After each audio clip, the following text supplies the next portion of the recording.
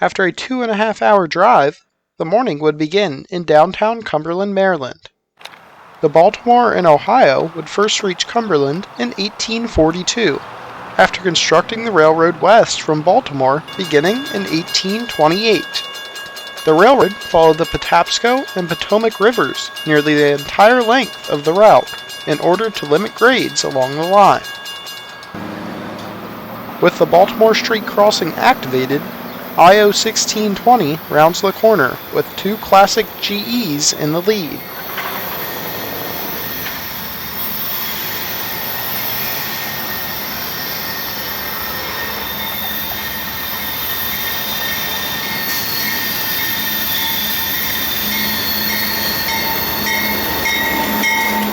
CSXT 7882 is a General Electric C40-8W, while 9032 is a pre-production C40-9W, which is essentially identical to the Dash 8 it is trailing behind.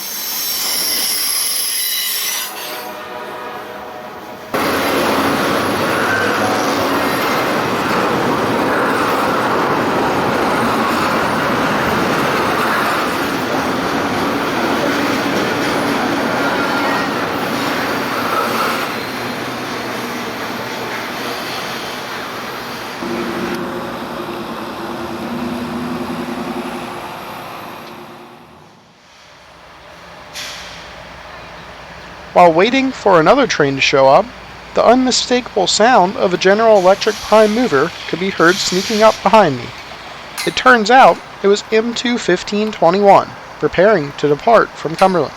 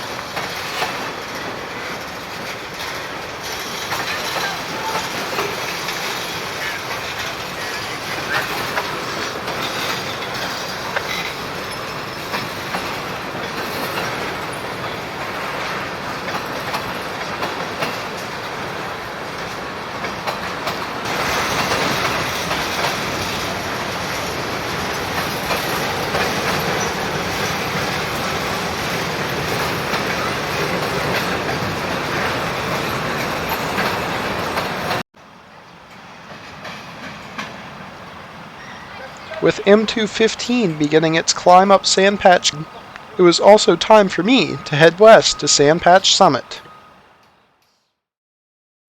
Standing on the Deal Road overpass looking west towards Pittsburgh, all eastbound trains have nearly completed their climb up the 1.2% ruling grade, where they will then descend towards Cumberland at the summit of the Alleghenies.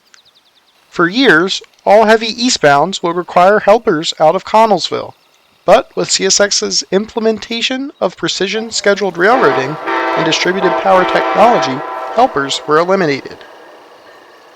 For Amtrak, though, the grade is not an issue, as the eastbound Capital Limited does all of track speed as it passes MOW equipment in the siding.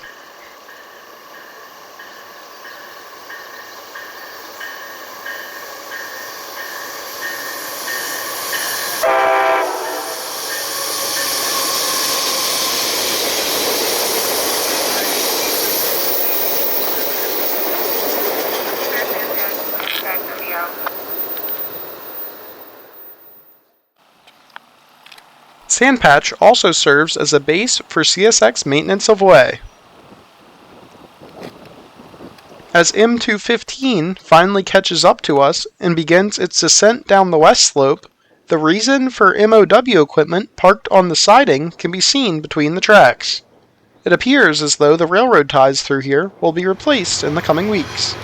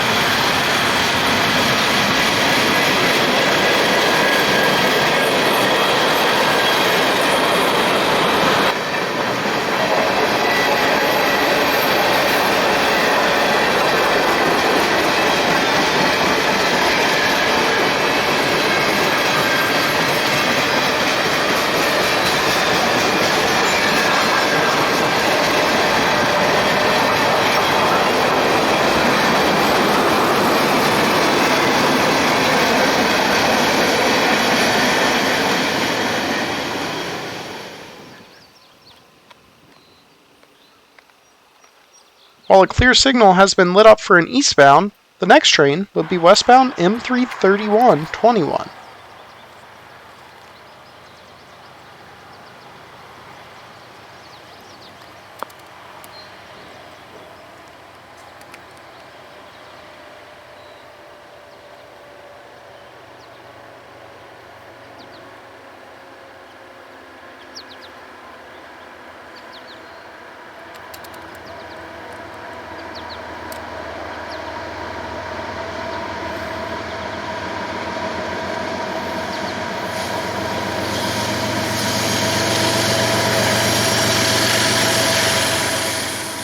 M331 has intermodal from Portsmouth, Virginia off of I-135, which was dropped in Cumberland, and is bound for Avon, Indiana, followed by miscellaneous mixed freight.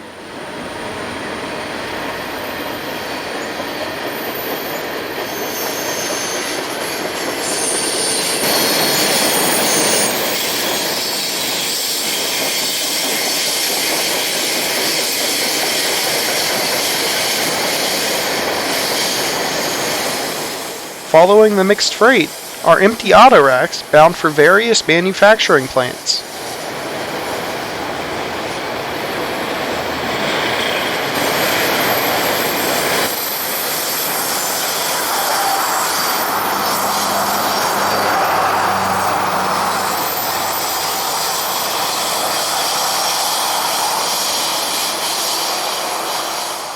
On the rear is a Mark Kawasaki bi-level cab car, bound for Bombardier for an overhaul.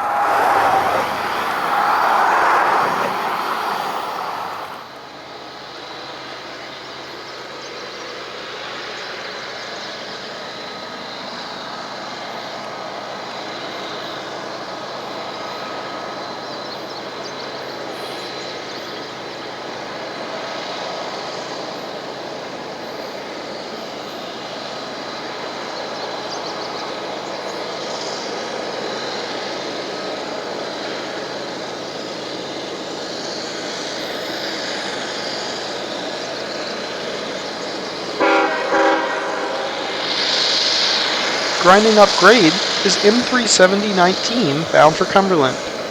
On the head end, only one of the 4 locomotives is online.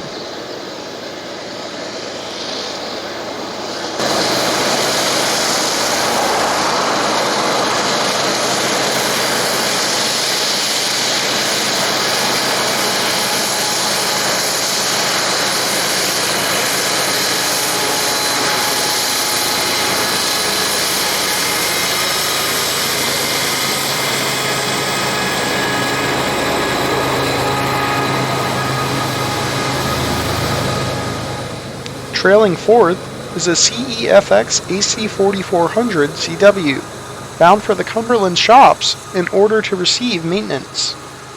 CSX has leased many of these locomotives in order to repay horsepower hours to the Western Class 1s.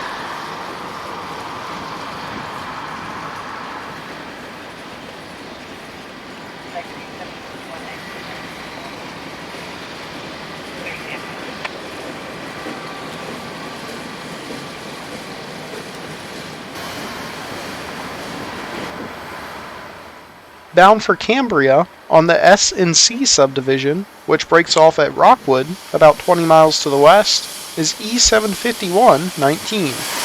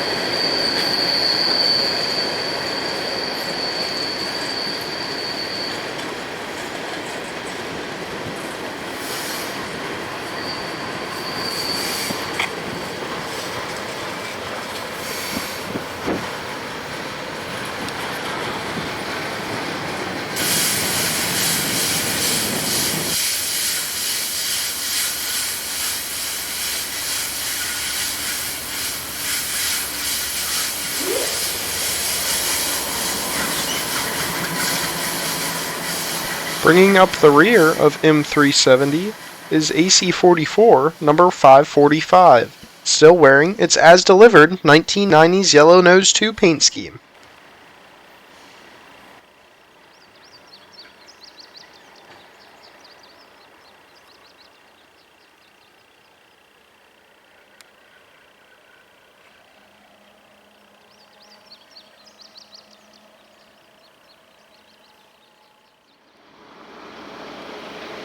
After 2.5 hours, IO 1521 breaks the silence as it crests the grade and heads towards Chicago.